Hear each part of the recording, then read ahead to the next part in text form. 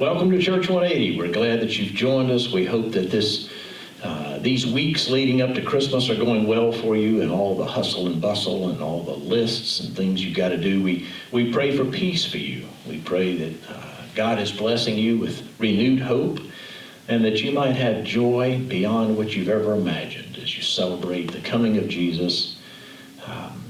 You remember his first coming, and you prepare for his second coming. We're really glad to have you. We're looking this morning at Add Joy.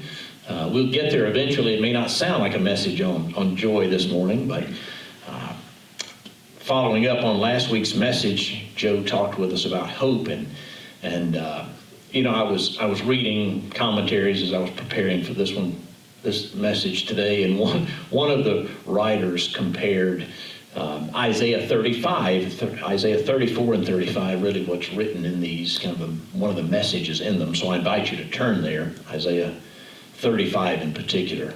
But he compared this idea, we'll get to it, you'll read about the highway that runs through the desert, a highway that he speaks of as the way of holiness, a way for believers to walk.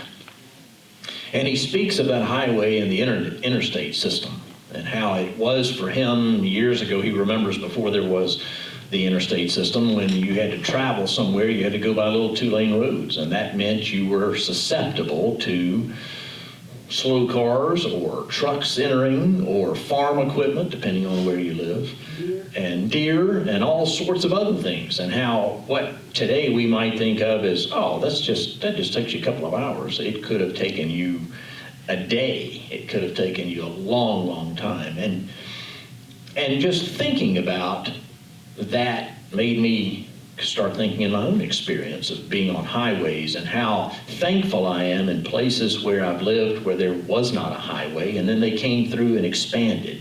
Maybe it was a two-lane road and they expanded it to 4 lanes. And I thought, yes, we can finally get to where we're wanting to go. It won't take forever. And inevitably, what happened to that 4-lane? Got very busy. It got very busy. And not only did it get very busy because other people were excited to travel on it, somebody began to think, look at all the people traveling up and down this road. We need to open a store. We need a McDonald's on this. We need a restaurant, or that's right, a McDonald's or a Walmart or any number of things. And gas stations, absolutely. Some of those necessary, some of those very much necessary. Some of those we want there. It's not that we don't want them. But what happens when you put a store in right on the side of a 4-lane? Congestion. Well, you have to make a way to get it into that store. They don't want you just to see it as you pass by and think, wow, I wish I could go there. They want you to come, so that means they have to put an intersection in if there's not already one there. And if there is one there, they may need to expand it, because yes, if the store is attractive, if people in fact want to go to that store, whatever it is, more and more people will do so.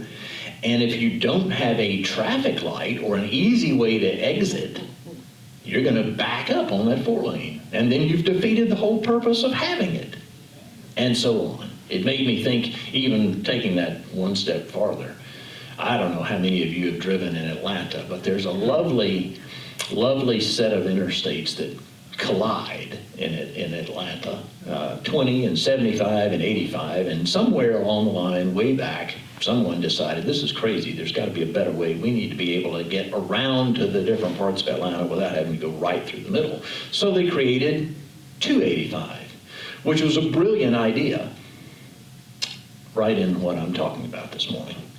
So brilliant that a lot of people looking to make more money built all kinds of things all around that I-285, as they call it. And you know what happened. Again, if you've ever driven through Atlanta these days, you might be quicker just staying on the original interstate and going right through and avoid 285, because it takes even longer. And I began to remember an experience getting on 285. It'd been a while since I'd driven in Atlanta. And I got on 285, and what are there, 4 lanes? There may be 5, 6 lanes in certain places, all on one side. And you get on, and if you don't live there and maybe new things have been built up and you get confused at where you're going and you realize, I'm going the wrong way on 285. Well, I'll just whip it around, except you can't whip it around because there's a concrete barrier to keep you from turning. And you may not be in the right-hand lane to exit, and now you've got a whole lot of other people coming, and you've got to figure out how to get through them to get off at an exit to be able to turn around. I'm thankful for those exits. I'm thankful when I don't have to use those exits. But when I think about the off-ramps, and I think about the stress of driving on one of those, and I think about the reality that sometimes we just make mistakes in the direction that we're going, and we need an off-ramp so that we can turn around and go the other direction. Well, then it made me think about just recently I had an experience within the last few months. I was driving on 85 coming back from Atlanta, and I stopped in Greenville, and I got back on 85, and there is an exit if you're going north just before you get to the airport. And then there's an exit just beyond that that has a gas station that I wanted to stop at. They had great prices. You have to exit well before that exit that you're seeking to get off. You have to get off on an exit, a road that actually combines two exits. You've been there, you've seen that kind of thing before, perhaps. I bring it up because when I exited and I saw the sign that said to the road that I wanted to get off on, but I also saw the sign that said this was the way to the international airport. It's all the same exit. And you get off and you're riding along, and then the road splits, and the one goes to the airport, and the one going to the exit, you travel quite a ways on before you get to the exit. And it veers farther away from the interstate. And I started thinking, did I take the wrong fork? Did I misread the sign? Is this going to get me to the road? Is this going to get me back to the highway? Where is this going? I bring all of that up to you today because it's really challenged me to think about what do our lives look like when we have constant decisions to make, when we have, unfortunately, recurring challenges in our lives. What does it look like when we recognize we've made a wrong decision and perhaps we don't know the way to correct it? Matter of fact, what happens even when we think we know how to correct it and our choice of correction turns out to not solve the problem? It gets us deeper into trouble. This whole thing, in case you're wondering where I'm going with all this, pun intended, is the reality that we have hope as people, that we're going to be able to figure out solutions to our problems. We have hope that even if we have things that have stumped us and maybe continue to stump us, we're going to be able to figure out, or someone else will figure out for us, a way to solve it so we don't have to keep dealing with this. But there is a problem we have yet to figure out on our own. And that's the problem that gnaws at us on the inside. That problem that maybe we don't share with anybody else, the details of it. It's a problem that gnaws at us because we realize eventually that there is something about us that almost drives us to do things we know we shouldn't do, to think things we shouldn't think, to act in ways we shouldn't act, to say things we shouldn't say. In addition to that, there are times when we know we should act or should speak, and we don't. And in spite of all the times we think about it and come up with a new route, a new plan, a new way of solving the problem, something continues to drive us in the direction we don't want to go. We seem incapable of solving all of our problems externally and the one that gnaws at us inside. That says, whether we like it or not, and as Americans we really don't like it, I am not fully ever in total control. I simply cannot determine everything about my life in the way I want it to go.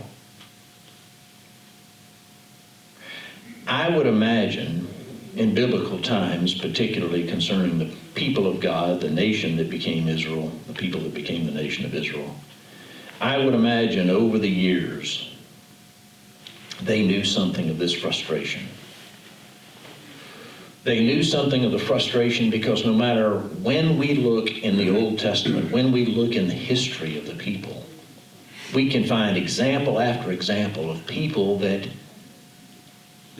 had external forces countering them, other nations. They had problems they couldn't overcome. And when they didn't have problems from other people, they had problems from themselves, in themselves. They just couldn't seem to stay out of their own way, right? They just couldn't seem to get themselves on the right road and stay there. And inevitably, when they realized they were on the wrong road and they tried to exit and go a different route, they went the wrong way. They picked the wrong choice. They found themselves in yet another situation of frustration. And over and over and over, they had to return to the Lord to say, we're going the wrong way. We've made the wrong decision. We chose to do the wrong thing. Help us. Now, I'm making it seem a lot simpler than it was because for the people of Israel, they had many challenges, many struggles, many temptations, and some very powerful enemies. And in chapter 34, the one before us, as is the case with some of the ones before that, the Lord has some pretty clear words to speak about the mistakes we make, the choices we choose, the decisions that lead us away from Him, away from His way, if you will, the road He wants us traveling, the way in which He wants us to move forward. And He eventually says enough. He not only says enough to the enemies of Israel, even some of the ones He's used to carry out His correction for His people, but He also says enough to the people of Israel.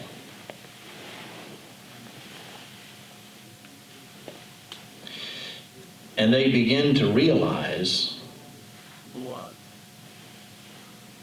the right way is not in us. The way forward into life is not ours.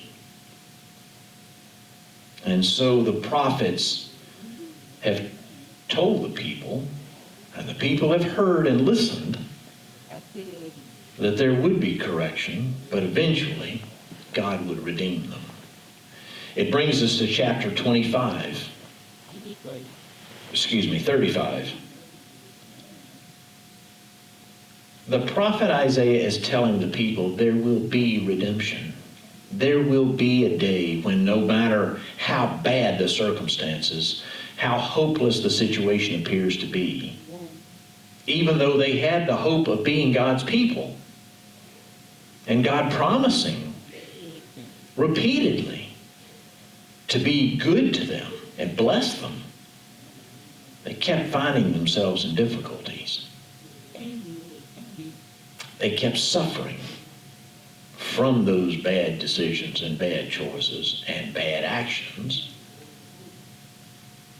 And the Lord once again says, one day I will redeem you. Isaiah 35 is is it's a chapter that brings together some of these various things I've talked about this morning. It brings together being on the wrong road. It brings together the idea of needing help. It brings together our amazing ability to get into trouble and lack of ability to get out of trouble.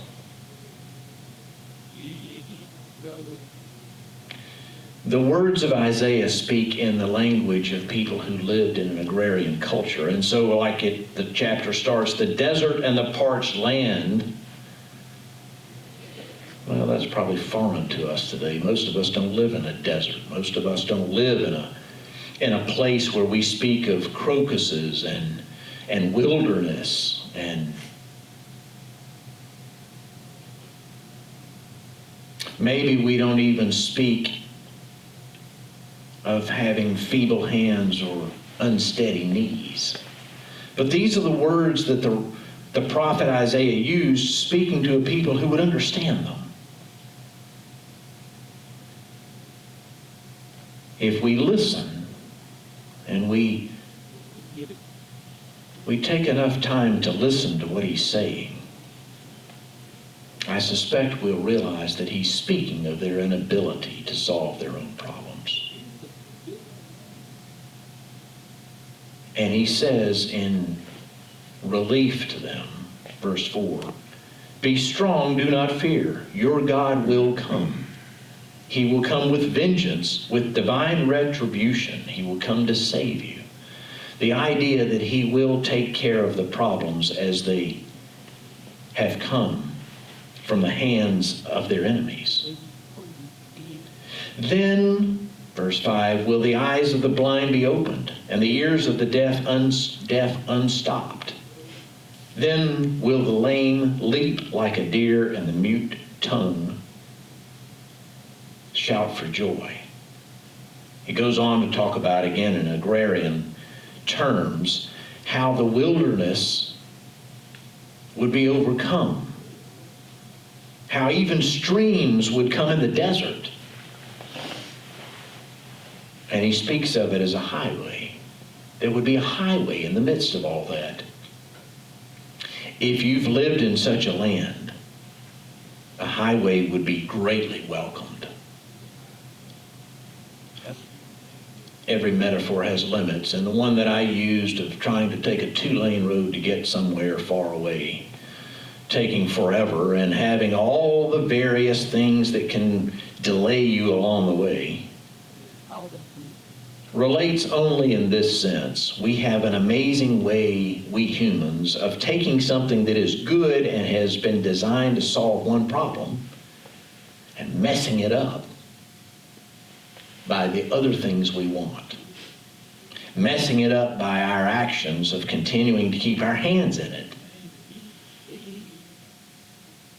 And so in this case, the prophet says, verse 8, and a highway will be there. And it will be called the way of holiness. It will be for those who walk on that way. In other words, it will be for those who have heard and have seen the calling of the Lord, the leading and direction of the Lord, and they have chosen to devote themselves to it and walk in the way in which he's taught. Change the metaphor, change the details, change the descriptions. This speaks to every human in every age. There is a way. There is a way to walk forward. There is a way to move through the challenges, the deficiencies of life. For every one of us. But we have to be willing to walk in it. We have to be willing to grasp the reality, much to our disliking, that we aren't in control, someone else is. And we must follow his way if we're going to find the joy and the peace that we seek. It's interesting that Isaiah, in this message and in this chapter, says to the people of Israel, at the very end of this chapter, only the redeemed will walk there. Only the redeemed. What does it take to be redeemed? What does it take? Jesus. Yeah, the spiritual answer, the church answer certainly is Jesus.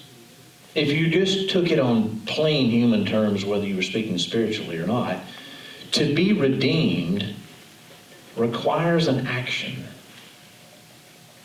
that gets you out of a situation you can't get out of. Whether somebody pays for you, pays for the situation, perhaps like bail and getting you out of jail, or whatever other action is needed. The redeemed are not the ones who did the paying. They're the ones who were the recipients of the action of someone else. The redeemed in this case are the people of God. The people of God who needed the Lord to act in such a way that would reverse the effect of all that they had done for the long term. And when that happened, they would truly rejoice. They would truly not forget and run back to the Lord, praising Him and celebrating with an everlasting joy, it says. Gladness and joy will overtake them. I don't know what joy you have experienced outside of the Lord's salvation. But I would challenge any of us to consider, have we ever received a joy that we could say was everlasting, other than what the Lord has given us? Is there something we have achieved on our own that never fails in blessing us? I can't come up with something, not just in my life, but in the lives of humans everywhere. Everything I can think of either falls short at some point in time or must be replaced by something else. Nothing seems to last forever. And so I understand those who shake their heads and say, how can this be? I understand the desire for us humans to try continually to come up with ways to overcome.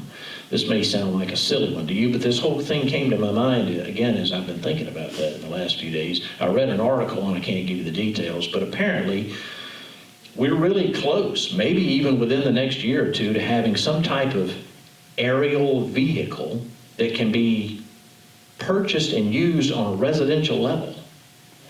An aerial vehicle that will, well, you can park it in the average 2-car sized garage. You can back it out in the driveway and lift off vertically.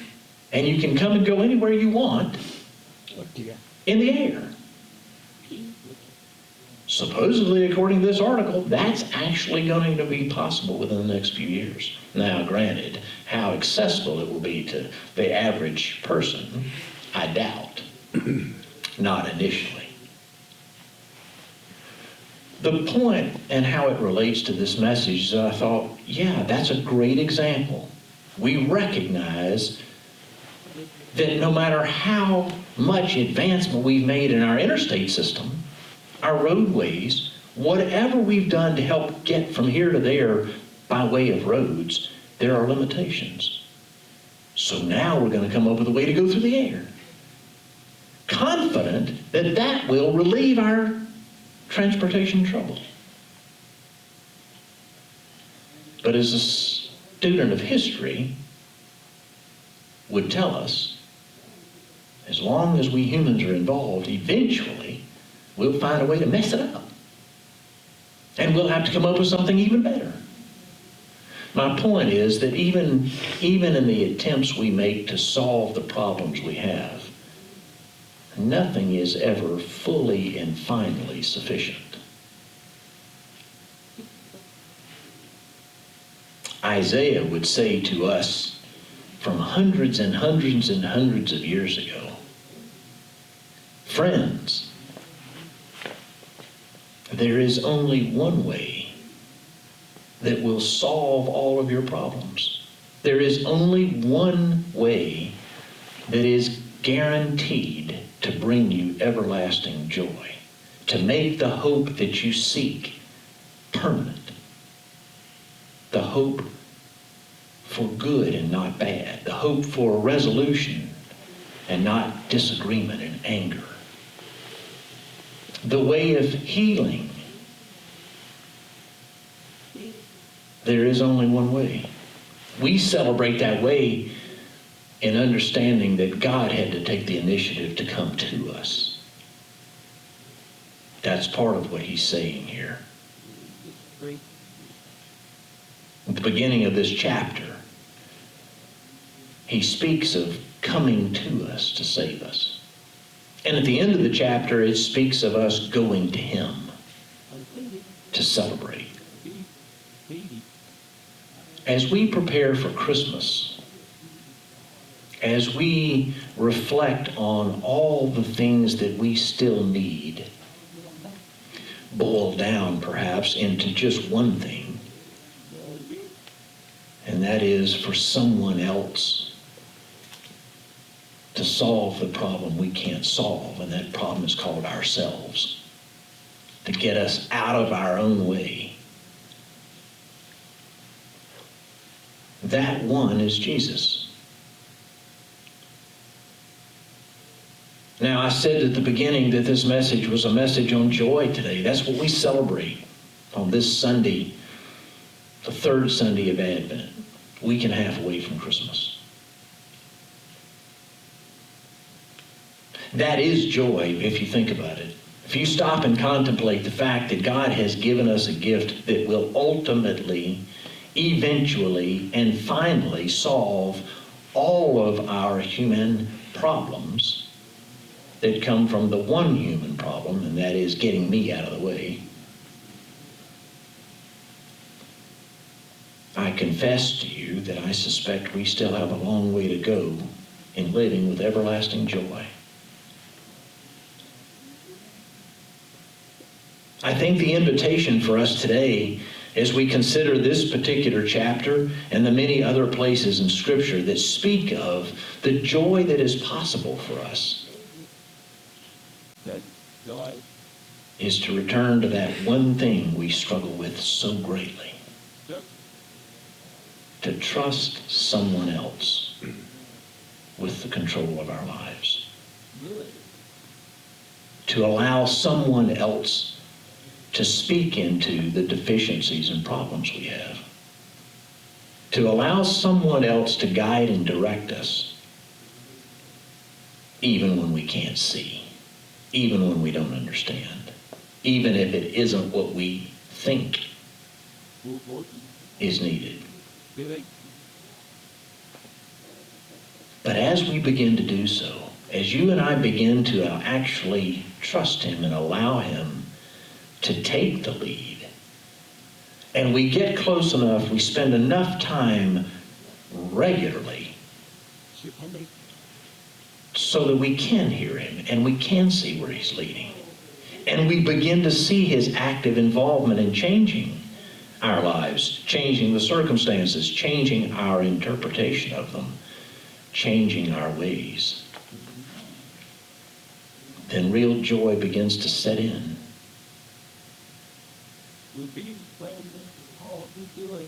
Do we know that joy? Are there things we need to do today to take greater advantage of that joy? To come into contact with God in such a way that more and more of his joy shapes who we are and becomes evident to others. Because only then when we begin to live in such a way that reflects to others without our effort, without our intentional effort to speak that we are joyful, when they just begin to see and experience joy in us, then our testimony becomes true. There is one who can bring us everlasting joy. That's who we celebrate. That's who we long to be with forever. If you don't know that joy, we invite you to seek him out. If you need help with that, feel free to contact us through our website. We would love to share with you more about this joy and how it is offered and available to anyone. May the Lord bless you, and may you be able to receive and live in his joy. In the name of Christ, amen.